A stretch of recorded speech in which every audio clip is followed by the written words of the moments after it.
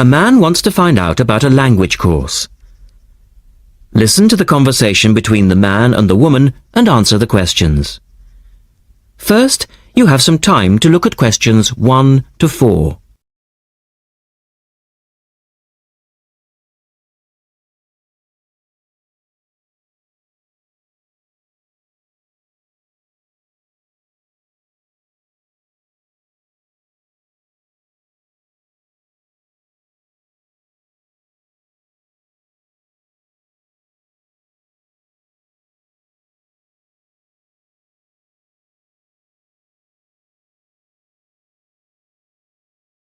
You should answer the questions as you listen, because you will not hear the recording a second time. Listen carefully and answer questions 1 to 4. Good morning, University Language Centre. How can I help you? I'm interested in doing a language course. I did Mandarin last year and now I'd like to do Japanese. Can you give me some information about what courses are available at your centre and when they start, that sort of thing? Yes, certainly. Well, we actually offer a number of courses in Japanese at different levels. Are you looking for full-time or part-time? Oh, I couldn't manage full-time as I work every day, but evenings would be fine and certainly preferable to weekends. Well, we don't offer courses at the weekend anyway, but let me run through your options. We have a 12-week intensive course, 3 hours, 3 nights a week. That's our crash course, or an 8-month course, 2 nights a week. I think the crash course would suit me best, as I'll be leaving for Japan in 6 months' time. Are you a beginner? Not a complete beginner, no. Well, we offer the courses at 3 levels. Beginners, lower intermediate and upper intermediate, though we don't always run them all. It depends very much on demand. I'd probably be at the lower intermediate level, as I did some Japanese at school, but that was ages ago. Right. Well, the next level 2 course begins on Monday the 12th of September. There are still some places on that one. Otherwise, you'd have to wait until January or March. No, I'd prefer the next course. The woman asks the man for some details about himself. Look at questions 5 to 10.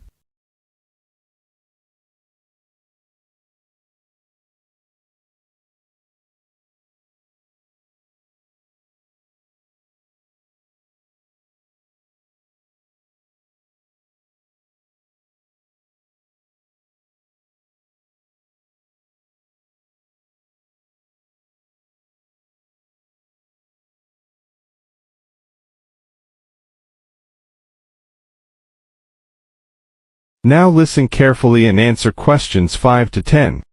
Right. Can I get some details from you then, so I can send you some information? Sure. What's your name? Family name first. Haggerty, Richard. Hagarty? No, Hagerty. Oh, okay. And your address, Richard? Well, perhaps you could email it to me. Right. What's your email address? It's Ricky45, that's one word, RICKY45, at hotmail.com. And I just need some other information for our statistics. This helps us offer the best possible courses and draw up a profile of our students. Fine. What's your date of birth? I was born on the 29th of February, 1980.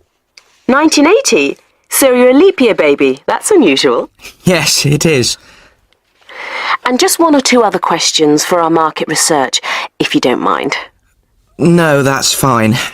What are your main reasons for studying Japanese? Business, travel, or general interest? My company's sending me to Japan for 2 years. All right, I'll put down business. And do you have any specific needs? Will there be an emphasis on written language? For instance, will you need to know how to write business letters, that sort of thing? No, but I will need to be able to communicate with people on a day-to-day basis. Okay, so I'll put down conversation. Yes, because I already know something about the writing system at an elementary level, and I don't anticipate having to read too much. You said you'd studied some Japanese. Where did you study? 3 years at school, then I gave it up, so I've forgotten a fair bit. You know how it is with languages if you don't have the chance to use them. Yes, but I'm sure it will all come back to you once you get going again. Now, once we receive your enrolment form, we'll contact you. That is the end of part 1. You now have half a minute to check your answers.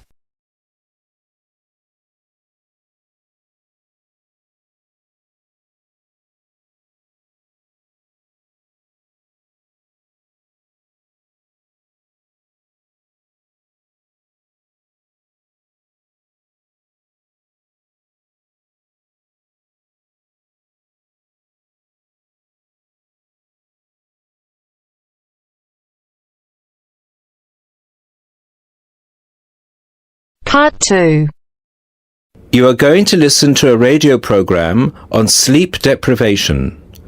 First, you have some time to look at questions 11 to 15.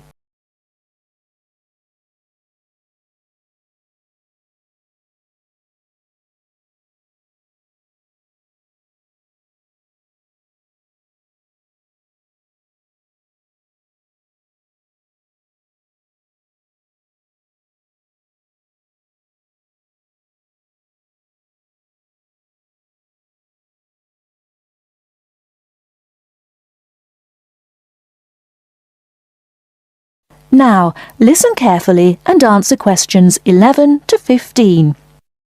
With us in the studio today are Dr. Peter Collins, a senior lecturer in the Department of Psychology at the University of Chicago, and Helen Gardner, the author of the book Deep Sleep. They've come to our studio to discuss the effects of sleep deprivation and also give some tips to the sleep deprived on how to deal with the problem. Welcome to the studio, Helen and Peter. Now, Peter, what are the reasons for sleep deprivation and how can it affect our lives? Well, the research into sleep deprivation started in the late 50s and has been going on ever since. Many researchers link sleep deprivation with electricity, television and computers, which have enabled humans to work 24/7. Before electricity was invented, people's body clocks were synchronized with the sun's schedule, and the average time they spent sleeping was 8 to 9 hours a night. By 1975, that average was down to 7 hours, and today 1/3 of us sleep less than 6 hours a day. This leads to a condition called chronic sleep deprivation, which basically means going for extended periods of time with less sleep than your body needs. Chronic sleep deprivation can cause a variety of physical and psychological problems. At its most basic level, loss of sleep can make us more irritable and less efficient, and can affect long-term memory and concentration, which can result in more accidents.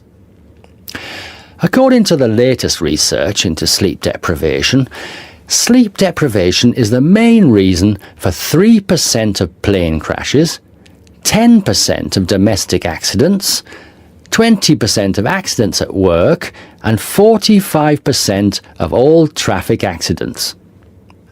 Research into the physical effects of chronic sleep deprivation suggests more serious and significant long-term complications.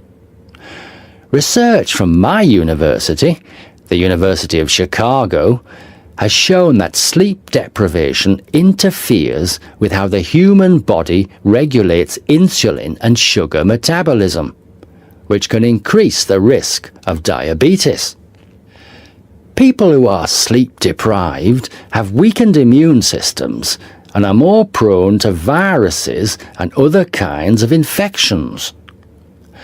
People who don't get enough sleep have cognitive problems or difficulties processing and assimilating new information. Lack of sleep affects long-term memory and slows down such abilities as judgment and reaction times. Some researchers link sleep deprivation with obesity, indicating that sleep disorders and eating disorders are often linked. Before you hear the rest of the talk, you have some time to look at questions 16 to 20.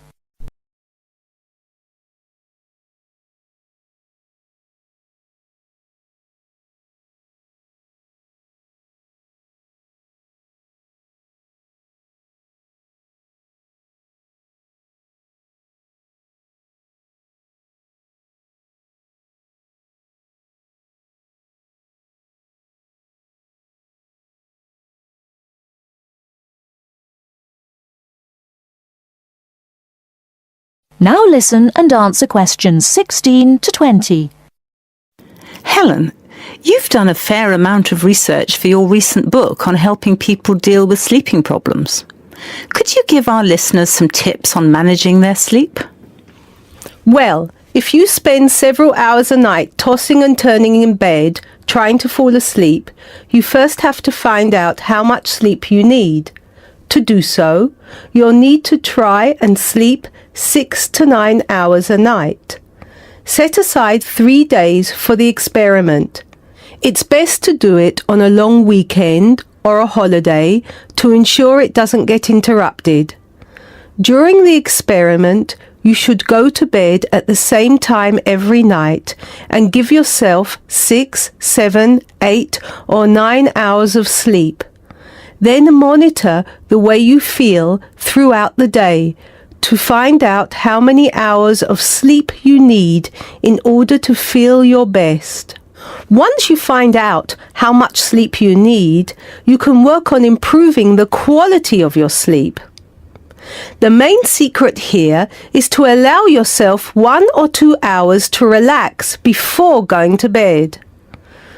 You may want to try and have a warm shower or bath before going to bed. Doing some quiet activities such as reading or filing can help some people relax. A warm drink in bed helps to induce sleepiness.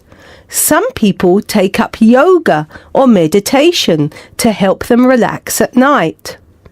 Different techniques will work for different people, so it's best to experiment and find the one that suits you best. You should definitely avoid using technology before going to bed. Activities such as playing video games, watching TV, and others which require you to use your attention can stop you from falling asleep. Avoid eating before going to bed. A late dinner can disrupt your sleep. Not only is going to bed with a heavy stomach bad for digestion and can make you overweight, but it can also keep you awake for hours. Caffeine-rich drinks can increase your heart rate, which can stop you from falling asleep.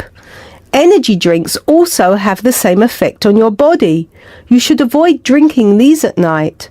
The same goes for vigorous physical exercise, such as weightlifting or working out on a treadmill. In many cases, you can reset your body clock and make it tick for you by changing your lifestyle. If your sleep deprivation is severe, it's always best to seek professional advice and get an appointment with your doctor, who might prescribe you sleeping pills. Thank you, Helen. We'll be back after the break and we'll be answering questions we've received from our listeners. That is the end of part 2. You now have half a minute to check your answers.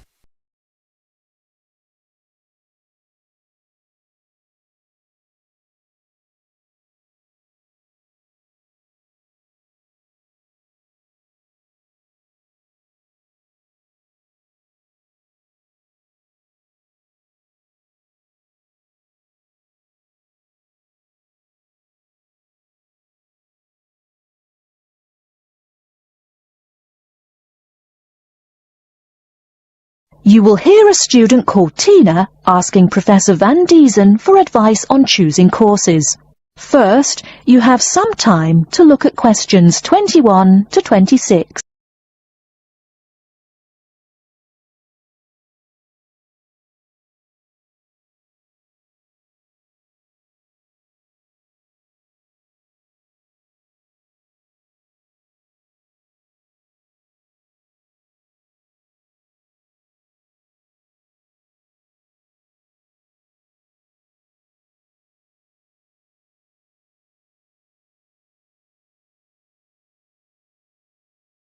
Now listen carefully and answer questions 21 to 26.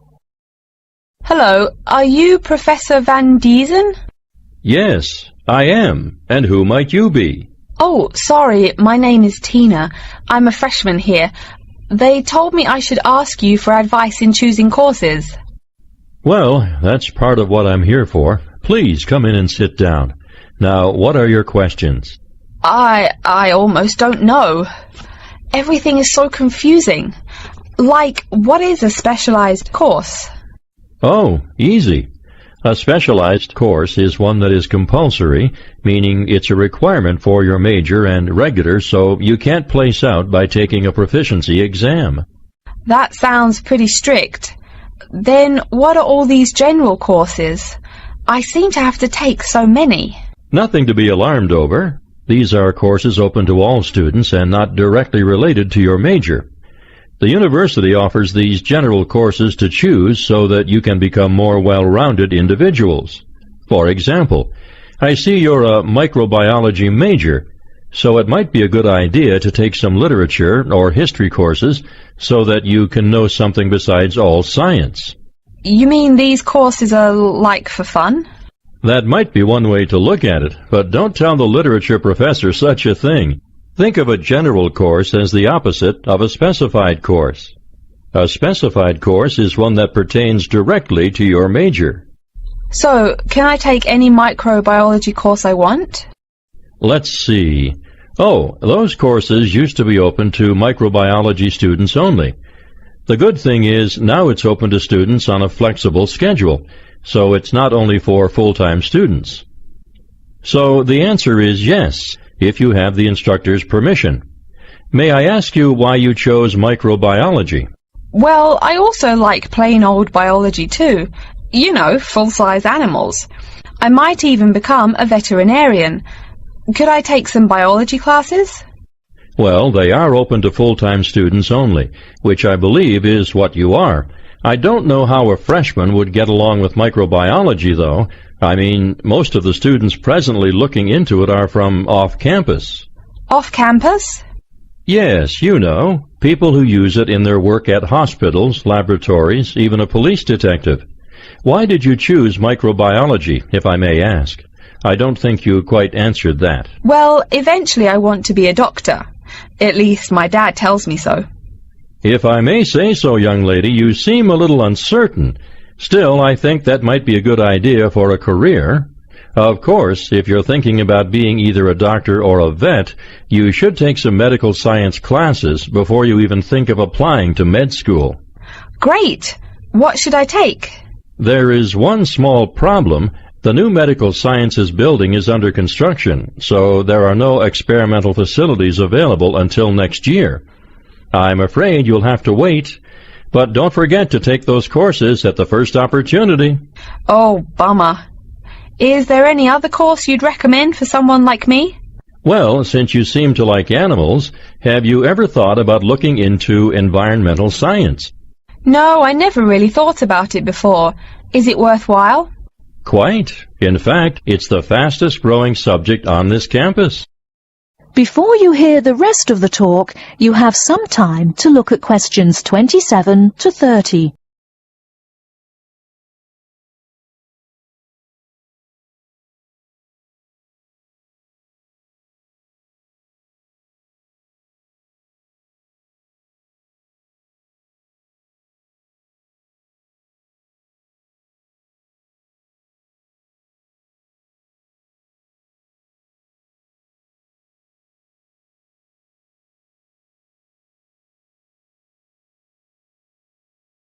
Now listen and answer questions 27 to 30. I'm sorry, I couldn't help noticing the long list of classes you've written out there. May I have a look? Oh, sure. Medical science, statistics, laboratory techniques, medicine, mathematics, computing. My, a bit of everything here. Is it too much? For your first semester, yes.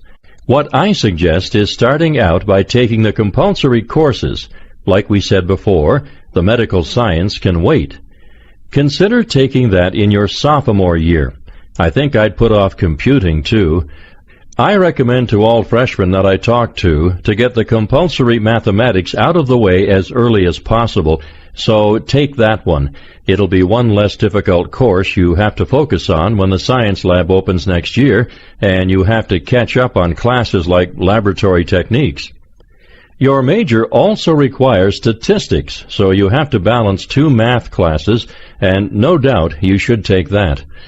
Otherwise, get your required medicine course out of the way by taking something theory-based. Oh, of course, and your environmental science class, if you're interested. The others can wait, though I think computing is definitely a good idea, even though it's not required. I see, too, on your paper there, you seem to have had high marks on the entrance exam. Yeah, I guess so. Don't be shy. Have you thought about applying for a scholarship? Do they have any? I mean, my dad is always complaining about how much money it costs him. In your department, there are actually 3 full scholarships available. They cover tuition and provide $1,500 cash. $1,500 cash? Party! Please, miss, the money is intended more as a textbook allowance, not party money. If you promise to behave, I'll show you how to apply. Great, and thanks. That is the end of part 3. You now have half a minute to check your answers.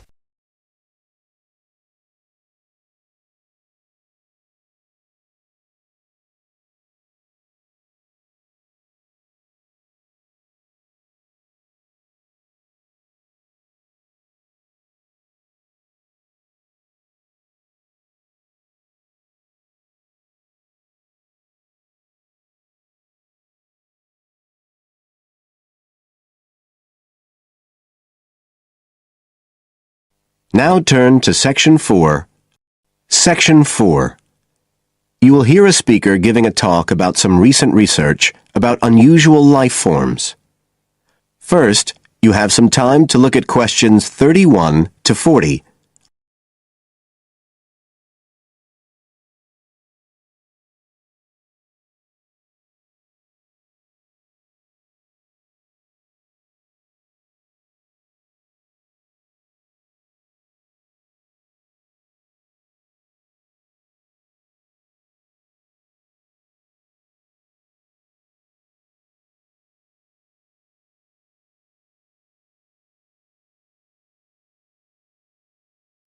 Now listen carefully and answer questions 31 to 40. Hello everybody, and welcome to the 6th of our ecology evening classes. Nice to see you all again. As you know from the programme, today I want to talk to you about some research that is pushing back the frontiers of the whole field of ecology. And this research is being carried out in the remoter regions of our planet. Places where the environment is harsh and, until recently, it was thought that the conditions couldn't sustain life of any kind. But life forms are being found, and these have been grouped into what is now known as extremophiles. That is, organisms that can survive in the most extreme environments. And these discoveries may be setting a huge challenge for the scientists of the future, as you'll see in a minute. Now, the particular research I want to tell you about was carried out in Antarctica, one of the coldest and driest places on Earth. But a multinational team of researchers from the US, Canada, and New Zealand recently discovered colonies of microbes in the soil there where no one thought it was possible. Interestingly enough, some of the colonies were identified as a type of fungus called Bouveria bassiana, a fungus that lives on insects. But where are the insects in these utterly empty regions of Antarctica? The researchers concluded that this was clear evidence that these colonies were certainly not new arrivals. They might have been there for centuries, or even millennia, possibly even since the last ice age. Can you imagine their excitement? Now, some types of microbes had previously been found living just a few millimeters under the surface of rocks, porous Antarctic rocks. But this was the first time that living colonies had been found surviving, relatively deeply in the soil itself, several centimetres down, in fact. So, the big question is, how can these colonies survive there? Well, we know that the organisms living very near the rock's surface can still be warmed by the sun, so they can survive in their own microclimate. And this keeps them from freezing during the day. But this isn't the case for the colonies that are hidden under the soil. In their research paper, this team suggested that the very high amounts of salt in the soil might be the clue, because this is what is preventing essential water from freezing. The team found that the salt concentration increased the deeper down they went in the soil. But while they had expected the number of organisms to be fewer down there, they actually found the opposite. In soil that had as much as 3,000 parts of salt per million, relatively high numbers of microbes were present, which seems incredible. But the point is that at those levels of salt, the temperature could drop to minus 56 degrees before frost would cause any damage to the organisms. This relationship between microbes and salt, at temperatures way below the normal freezing point of water, is a really significant breakthrough. As you all know, life is dependent on the availability of water in liquid form, and the role of salt at very low temperatures could be the key to survival in these kinds of conditions. Now, the process at work here is called supercooling, and that's usually written as one word, but it isn't really understood as yet, so there's a lot more for researchers to work on. However, the fact that this process occurs naturally in Antarctica may suggest that it might occur in other places with similar conditions, including on our neighbouring planet, Mars. So, you can start to see the wider implications of this kind of research. In short, it appears to support the growing belief that extraterrestrial life might be able to survive the dry, cold conditions on other planets after all. Not only does this research produce evidence that life is possible there, it's also informing scientists of the locations where it might be found. So all of this might have great significance for future unmanned space missions. One specialist on Mars confirms the importance. That is the end of Section 4. You now have half a minute to check your answers.